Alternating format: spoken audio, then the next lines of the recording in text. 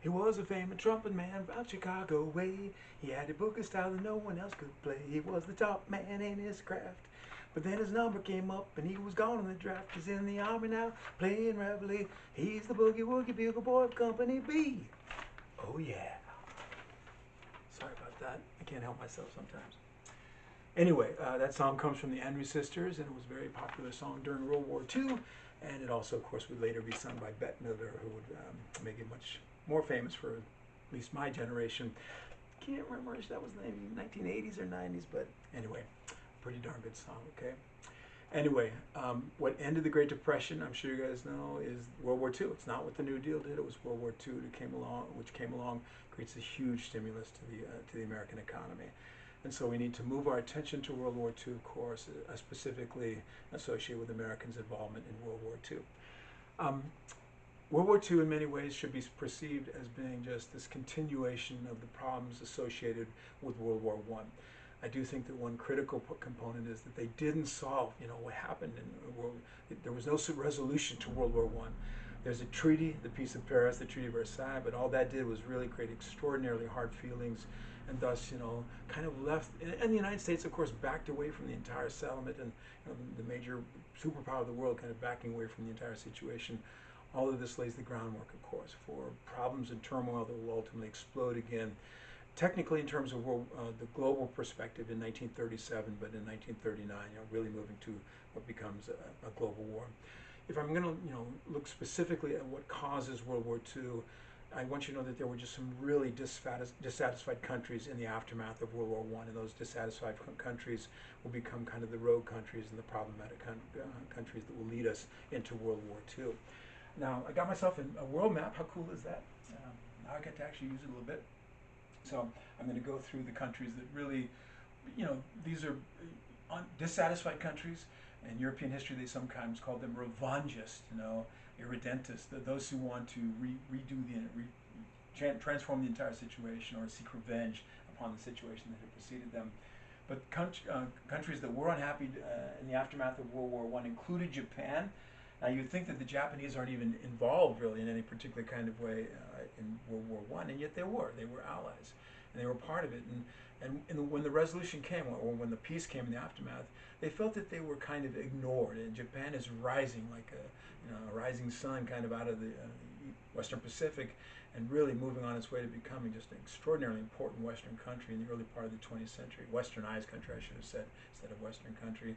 But they felt that they were sort of ignored in many ways by the settlement. The Europeans, and their condescending attitude, of course, seemed to dismiss them.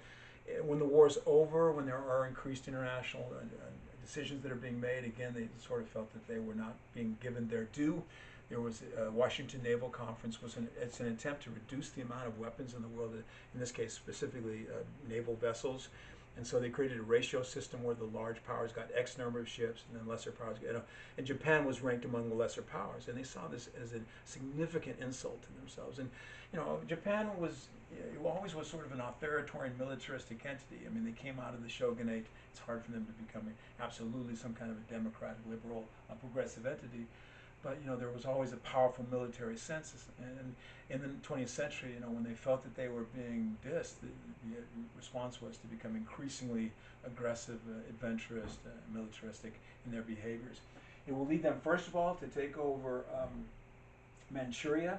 That will be in beginning of 1931. They took over Manchuria, and of course they're taking that from China. China really struggling at this time. It's not quite gaining its footing in the aftermath of the last dynasty, but just taking over Manchuria and establishing a really super hostile border between Manchuria, which the Japanese call Manchukuo, and China proper.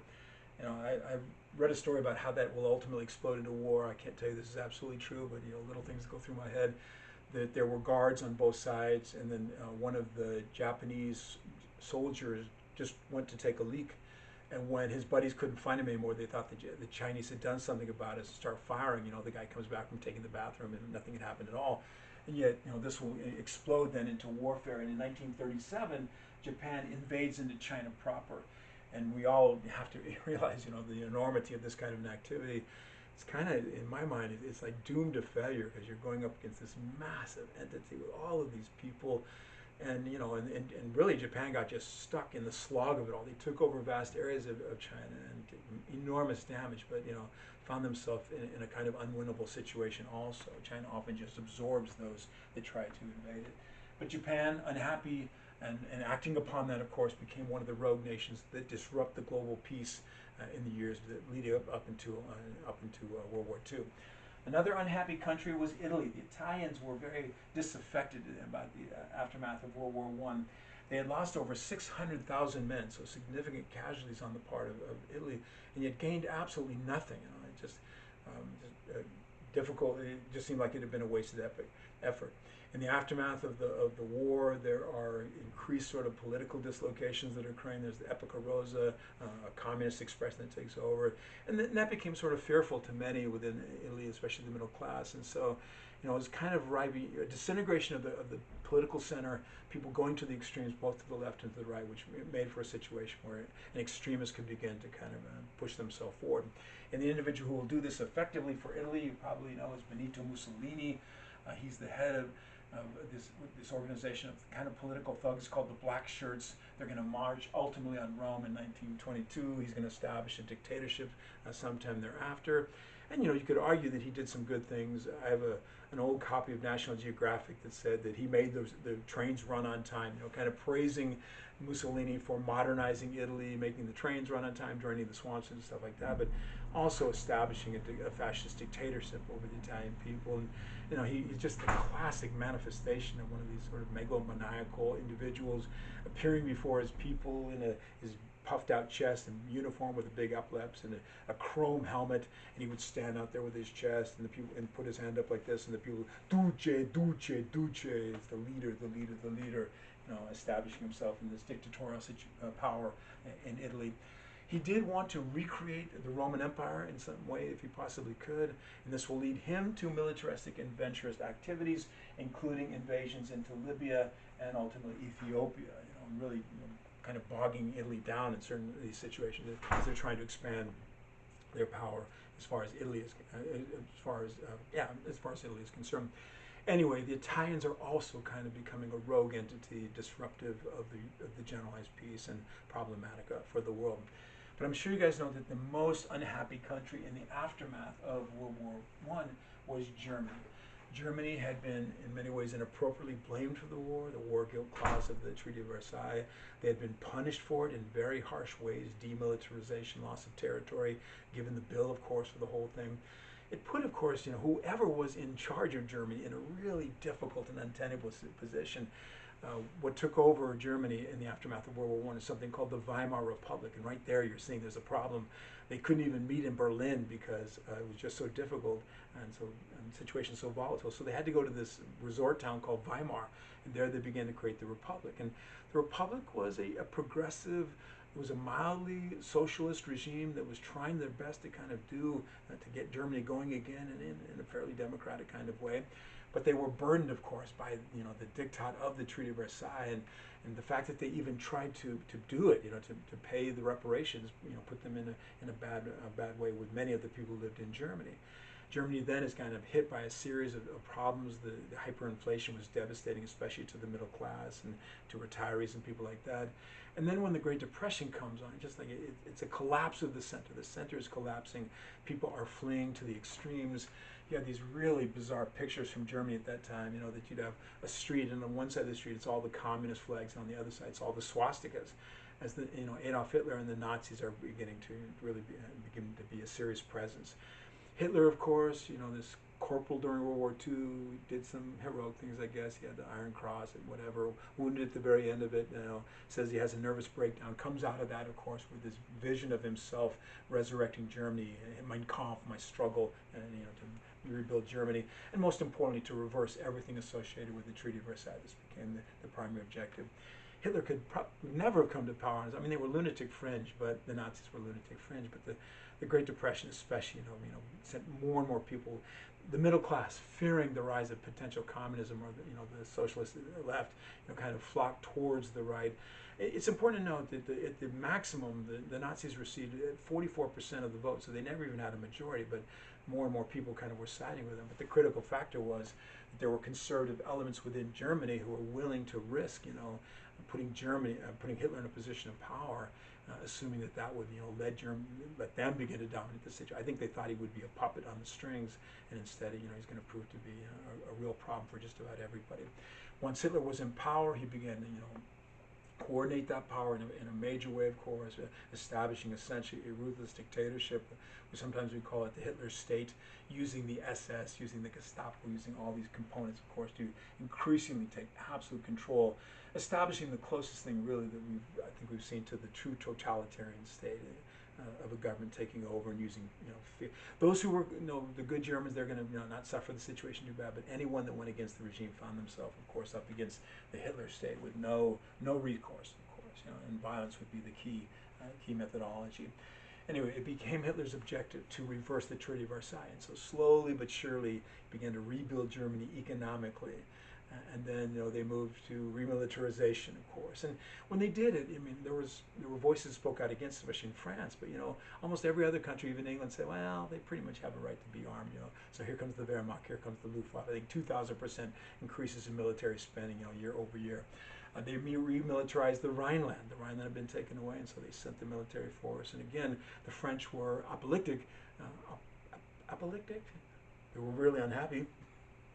Anyway, but the Germans and others, well, that's kind of their country, their area, And then, of course, it wasn't going to be enough. So in 1938, Hitler will conduct the Anschluss, the takeover of Austria. He was an Austrian, going to take the German population of Austria. As the Nazis marched in, one little image that I always have in my head is the von Trapp family, of course. This is Maria von Trapp and the rest of them. Sound of Music people, of course, feeling threatened by the coming of the Nazis. So they decided they would run for it, but before they left, of course, they had to sing their little song. So long, farewell, auf Wiedersehen, goodbye. The Nazis are coming, and we don't want to die. Dun, dun, dun, dun, dun, dun, dun, dun, dun. Anyway, my dumb Von Trapp family singers joke. That family came and lived in, I think, Vermont or somewhere in New England. And my friend that I have, he married like a granddaughter or something of Maria von Trapp, so the children of the movie were her. And I have to tell you, she basically said that Maria von Trapp was a tyrant, and that she controlled her family and forced them to become part of the singing group, and that led some of them to alcohol abuse and interesting things. So who knew that Julie Andrews was such a kind of bitchy person? Anyway, not Julie Andrews, of course, but Maria von Trapp. Anyway, Hitler was not satisfied, of course. He then wanted the Sudetenland part of Czechoslovakia that had a German-speaking population that had never been tied directly to Germany. And yet, he was able to negotiate the acquisition of that area because the Europeans didn't want to go to war. They remembered how horrible World War I had been.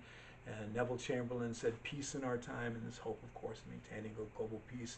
But what they were doing, of course, was their policy was the policy of appeasement. Give him what he wants, of course, and he'll be happy and no more problems. But what they couldn't understand was that Hitler was unappeasable. There's no end to what he would want. Took over the rest of Czechoslovakia, and at least at that moment, and the British and the French and others said it can't go any further. And when he invaded then in 1939 into Poland, after making a secret deal with the Russians to do that, that will ultimately, in September of 1939, then the world will go to war, of course. And it's all going to go very, very badly, of course, for other Europeans, and the Chinese or Japanese are already at war, and they'll join together in the Axis powers, of course, and the world will become engaged in just this, engrossed in this huge, the largest ever of the global conflicts. Now, as the war begins, as the war cloud, I'm jumping ahead, as the war clouds gather in the 1930s, the Americans kind of begin to see this stuff, and of course they have to contemplate what their situation is going to be. Well, we know kind of what's going to govern their response to the situation. The Americans were absolutely isolationist. In fact, the whole concept of isolationism had been enhanced by their experience in World War I. Americans felt more keenly than ever that it was not a good idea to be involved in large international situations because they were all totally messed up. And you see a nation that is incredibly isolationist, and you see a nation that is incredibly pacifist. Do understand, of course, that there's good reason for this. I mean, the Americans are in their Great Depression. They're suffering, right? They're trying to figure out. They got a domestic problem like you can't believe, and so the thought of having to be involved in some international situation seems horrible. But we see the United States in the actually, you know, it starts in the 20s, all this kind of real pacifistic expression, and just continues in the 1930s. The Americans, you know, are absolutely convinced that they want nothing to do with any kind of war that might come. Now, they are so convinced that they do not want to be involved in any coming problem that even though there wasn't a war, the United States will declare neutrality. And this becomes what we call the Neutrality Acts, and there actually are two of them, it's a plural, Neutrality Acts of 1935 and 1937. I want to tell you about that, and this is a potential identification for your final examination. The Neutrality Acts are both, you know, just a symbol of the fact that the Americans were incredibly isolationist, that they were incredibly pacifistic, that they wanted to be out of everything, they wanted to be neutral. And the fact that they passed the Neutrality Act when there wasn't even a war, I find fascinating. You know, usually you don't declare neutrality until there actually is a conflict that you're going to be neutral against. But even before that's going to happen, the Americans are going to claim neutrality. Now, the Neutrality Acts to me are tremendously interesting. I find them fascinating. And I find them fascinating because I believe that they are this incredible expression of what I call the lessons of history lesson. The lessons of history lesson. So the lessons of history lesson is it confronts the issue of what does history teach us, you know? When we look to the past, what does that do for us? What benefit do we gain? And, you know, I don't exactly know that. Here I am, your history teacher. I have no idea what the benefit. I mean, it tells us where we've come from, no doubt about that. But does it help us to know what to do next? And in some ways it does, I think, you know, but every new situation seems different to me. You know, you've got to confront this new reality. And you've got, you know, maybe the lessons of the past will help you kind of, you know, maybe it often tells us what to not do, right? I think that's important, but, you know, does it tell us what to do? In some ways, you know, if you're going forward in time, you know, and only paying attention to history, it's like driving forward with only looking in your rearview mirror. And of course, it tells you exactly where you've come from, but it's really problematic in terms of where you're going. We can't drive by looking into our rearview mirrors. We've got to look ahead and, you know, kind of see what's coming. So the lesson of history lesson is this notion of what does history tell us, and how should we act upon that, all right? Now, one thing I can tell you for sure is that governments and people in positions of power have routinely used history as an important lesson and a way of, you know, telling them what to do. Not too long ago, I was doing my History 101 stuff, and I was saying that the Americans, as they're establishing the Republic, look back to the Roman experience, that the Roman Republic had been good, you know, viable when it was small, but it got powerful and overwhelmed and corrupted and you know, began to fall apart. So it meant to Americans that the best kind of republic you could have is a small one. Big ones are problematic. Small, and you know, they weren't necessarily wrong in that regard, right? We have a very big, very problematic republic today. But you know, this is something that happens routinely, that the government individuals, government officials, politicians look to the past to kind of see, oh, exactly what's going on and how should we proceed. Now, one of the classic lessons of history lesson, and it's very much, you know, of this moment, was the way the French prepared themselves for the coming of a conflict after World War I. At some point, they began to realize that there's probably going to be another war. And they had to worry about, of course, the fact that they have a border with Germany, and the war will probably be against Germany. So the French did a classic lesson of history lesson. As they prepared for a potential war with Germany, so here's France right here, I know it's hard for you guys to see, and Germany is right next to it. They decided that, you know, the next war that will come will probably be something like the last war. And the last war was a trench war. So they decided that they would prepare for a trench war by building this incredible trench defense system against Germany. It's called the Maginot Line. So they invested massive amounts of money in building this cement reinforced concrete trench system that was highly sophisticated. You know, and they're not going to be standing in the mud. They're going to be in these pillboxes, these little entrenchments that are made out of reinforced concrete. And not only that, of course, but there would be cannon emplacement in there, and there would be underground facilities, there would be underground hospitals and dormitories and cafeterias and sun lamps that would give you the amount of sun that you needed, even though you're having to stay underground for extended period of times. So the French absolutely believed that if there's going to be a new war, it's going to be like the last war, and the last war was a trench warfare. Well, you guys know that that's not what World War II was all about. You know, it's blitzkrieg, it's lightning war, it's the quick movement essentially. And the Germans, and here's the problem that the French had, they built their little Maginot Line against Germany, but they couldn't do it against Belgium. Belgium were their friends and allies. So all the Germans did, of course, is go around through Belgium into France with no problem whatsoever, just whipped right around the Maginot Line, and the Maginot Line had no impact whatsoever. So their lesson of history lesson proved to be very problematic and have no positive impact about what was going to happen in the future. The Neutrality Acts are very much of this ilk. That's the reason I want to do this whole thing for you, okay? So the Neutrality Acts are a reflection of the lesson of history lesson. So let me tell it to you and see if you can, you catch this from the beginning. So the Neutrality Acts were designed to keep the United States out of World War I. The Neutrality Acts were designed to keep the United States out of World War I. And of course, I hope you guys understand just the irony of that, right? Because World War I was over, ex post facto, It's after the fact, But the idea is that what got us into World War I might be the same thing that would get us into World War II. So the Neutrality Acts were designed to make sure that the things that had got us into World War I won't happen again. All right, so that's what we're talking about. So the question, of course, I have my little card for it. I forgot to hold it. This was a law designed to keep us out of World War I, which of course is ex post facto. So I don't know if you guys can remember what got us into World War I, but the emotional catalyst, the thing that really turned more and more Americans against Germany was, can you remember what that was? That was the sinking of the Lusitania. And the sinking of Lusitania meant, of course, that Americans were killed on board that ship. 128 of them perished there. So the Neutrality Act said that Americans had no right to travel on the ships of belligerent nations. So that meant that there's not going to be any more Lusitanias. If that is a ship of a nation at war, you can't travel. I mean, Americans don't have a right to travel on a ship, of course, of a nation of war. So the Neutrality Act said that won't happen. You American cannot travel. Now, you probably could, of course. But then I think the government would disavow themselves. We've told you this is a dangerous thing to do. Don't do it. And if you do it, then you're on your own, basically. But one thing that got us into World War I was the sinking of Lusitania, and so of course, Neutrality Act said that can't happen, right? Now, another thing that got us involved in World War I was the trade, and more importantly, the loans that were extended. When we extended loans to the Allies, of course, we became invested in the outcome, and that meant, of course, that may make us a little too much interested in what's going to happen as far as the war is concerned. So the Neutrality Act said that won't happen anymore. They didn't want to disallow trade. Trade was still very important. There's a lot of money to be made out there, of course. But they created the concept that's called cash and carry. Cash and carry. So cash and carry means that if you want to buy from us, you come, you put cash on the barrelhead, and you carry it yourself. If you get sunk out there in the Atlantic, that's your problem, of course. But we're going to have no other association. So no loans is basically what they're saying here. Only cash and carry will be the rule as far as our American trade is concerned. And then one last thing that became part of the Neutrality Acts, and this has its own kind of story. In the aftermath of World War I, the Americans became increasingly just disaffected with the entire involvement, as I've suggested to you. And for some reason, they wanted someone to blame.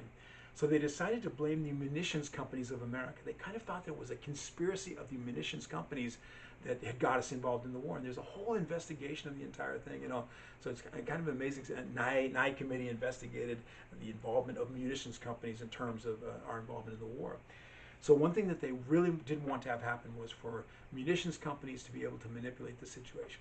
So one of the rules of the Navigation Acts was an arms embargo. So that means the United States cannot sell weapons to countries at war.